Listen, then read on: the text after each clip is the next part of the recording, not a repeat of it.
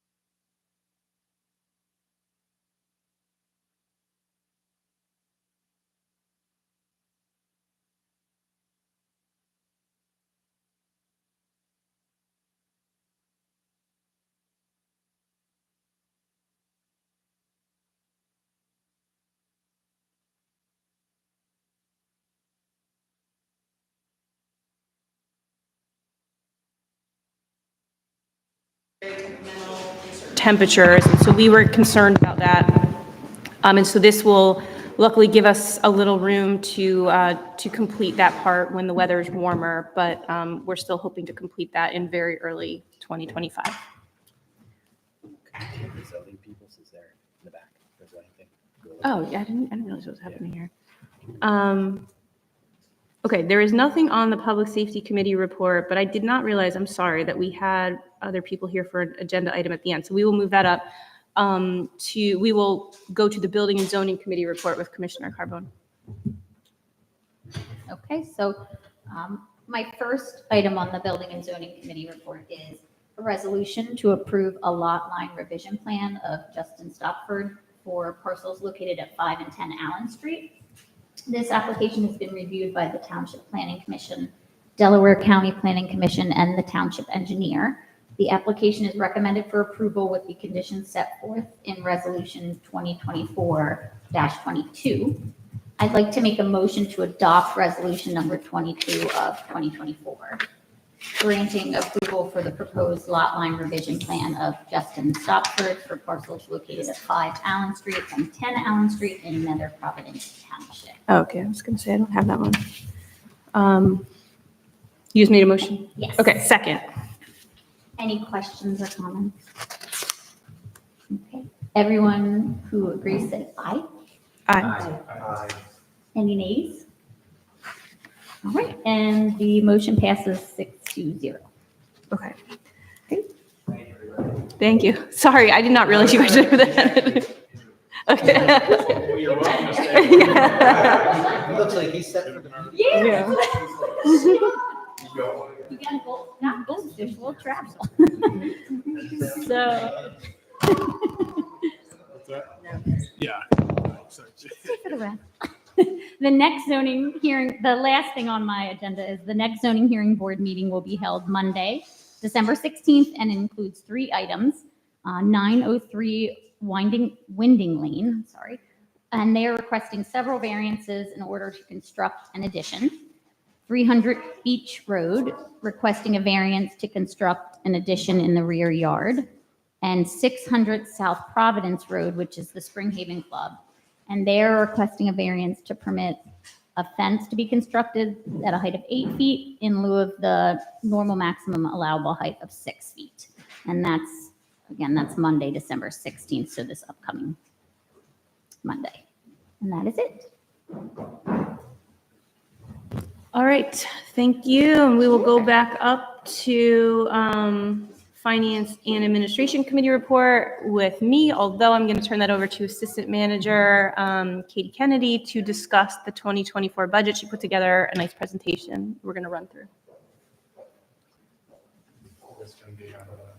It is not going to, because I didn't know until very recently that I was going to be going. Yes, this is the most recent thing that you have. President McKenzie, I'm not sure how much detail you want me to go into here. So do you just want me to go page by page, or are there specific things you want me to highlight? I guess just highlights would be good. I think commissioners can ask whatever Certainly. questions they have, but we've sort of been marching along with the budget. I think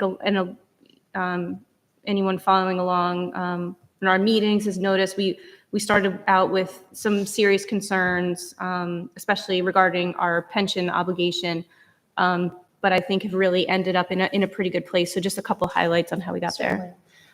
So I think this is not anything unusual that the majority of the projected revenues come from real estate taxes. And you can see I've got that sort of laid out. It's maybe 2/3. So that does make it a little tricky when we're trying to figure out how to fund all of the things that need to get done. There are very few levers that we can pull. So on the revenue front, there really wasn't a lot that changed from last year. The majority of the changes that we had to manage were really on the expense side. As you mentioned, there was a significant increase in the police required minimum pension contribution, and that sort of is what it is. So we had to really look at some more discretionary items to try to figure out where we might be able to save some money.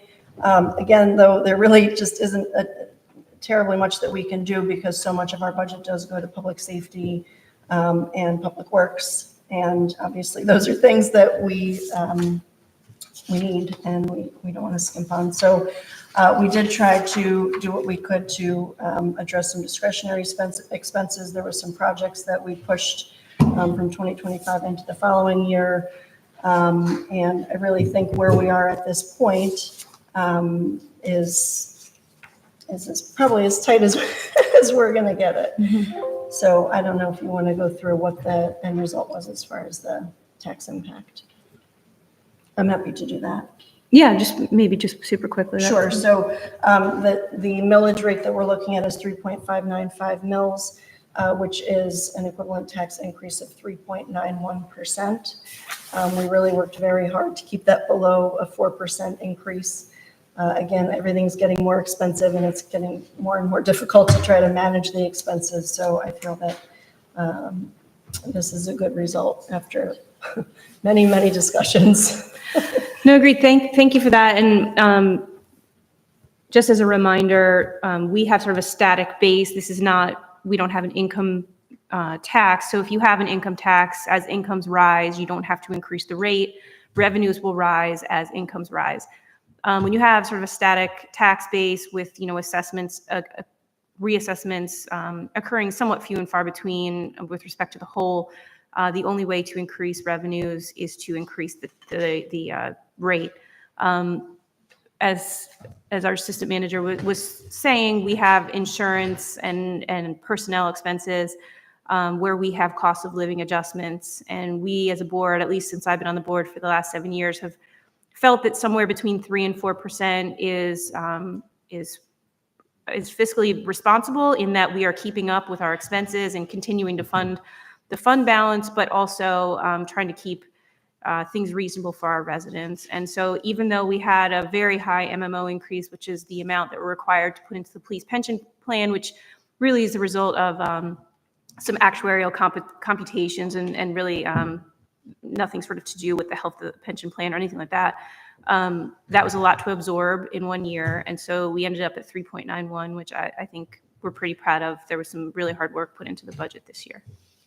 Go ahead. No, I'll just say I appreciate everybody's hard work on the budget. And, we're a first-class township by organization, but, our residents expect and demand in this board's work to deliver first-class services. So we have a fully funded police department, fully staffed, top-of-the-line equipment. Same goes for public works. And the residents can see the capital improvement projects throughout the township, the improvements to trails, sidewalks, playgrounds, athletic fields. We continue to go after every grant opportunity that we can pursue. We heard this evening about the CDBG, and that's how we've got a lot of work done in Ward 5 in the Manor neighborhood, and we're going to continue to pursue the grant opportunities. And my favorite slide is the PowerPoint that Katie prepared, is the local tax revenue allocation, which shows that 9.6% of the overall tax bill goes to the township, 10.4% to the county, and 80% to the school district. Obviously, we all want to support the schools and fund the schools, but it just goes to show you that the township makes up a small slice of the overall pie, and I think our residents get a good value in a lot of services for their tax dollars. Thanks.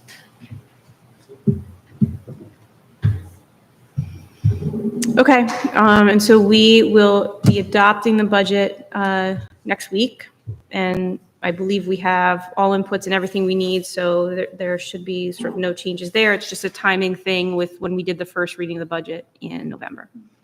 On to Community Health and Environment Report, Commissioner Barnes. Thank you. We have the end of curbside leaf collection coming up. The Public Works Department is doing their last round of leaf collection. They'll be finishing up next week.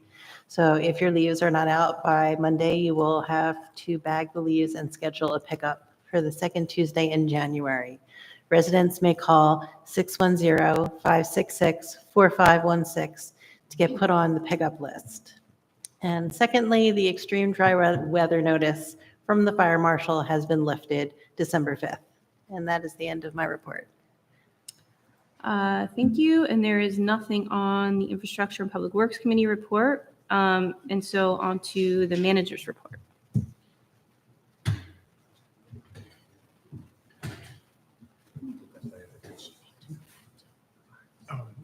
Did, Did I miss something? was there the parks report? Was Yes. somebody else doing that or? Oh, okay. I already did. Oh, okay. started to do it and then stopped because there was the zoning for the people that were here for zoning. I think we did. No, I did Public it. Safety, then Mhm. zoning. then- I'm glad it was memorable. Dealing with the audio issue. Thought I- so it's not- Um, Thank you. Just a reminder, we've mentioned the last couple meetings that on Thursday, December 26th, from 9 a.m. to 7 p.m. at the Garden City Firehouse, there's going to be a Red Cross blood drive. They're very eager to get as many people to participate as they can. So if you are so inclined, please sign up for that. Thank you. All right, that was a nice quick meeting. Our next meeting is the legislative meeting on December 19th. We are adjourned. That's all right. 2 minutes, is that all on speed?